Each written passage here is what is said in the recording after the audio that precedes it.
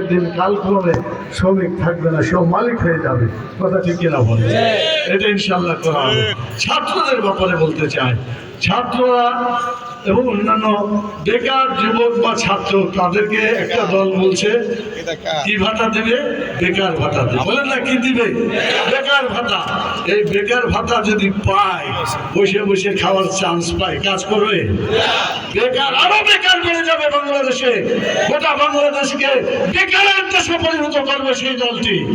আমরা বলছি না, আল্লাহ তাআলা দুটি হাত দিয়েছেন, কথা ঠিক কিনা? একটা মুখ দিয়েছেন, দুটো হাত দিয়েছেন।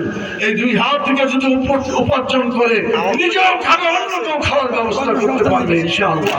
সেই জন্য আমরা বলেছি এই বেকার হাতগুলোকে কাজের হাতে পরিণত করার জন্য বাচ্চা হাসানা বাংলাদেশ জামাত ইসলামী ব্যবস্থা করবে। কেউ কেউ প্রশ্ন করছে যে ভাই এত টাকা পাবেন কই?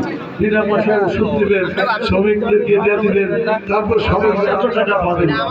আমি বললাম 28 লক্ষ কোটি টাকা ফ্যাসিস্ট সরকার চুরি করে বিদেশে পাচার রাজনীতি করেছেন। 4 বছরের বাজেটের সময় ঠিক না বল? এই টাকা যদি সব ফিরিয়ে আনা যায়, বাংলাদেশে কোনো বেকার এবং দরিদ্র লোক থাকবে না ইনশাআল্লাহ। যাকাত আল্লাহ তাআলা দিয়েছেন। আমাদের যাকাত কি বাংলাদেশে কালেকশন হয়?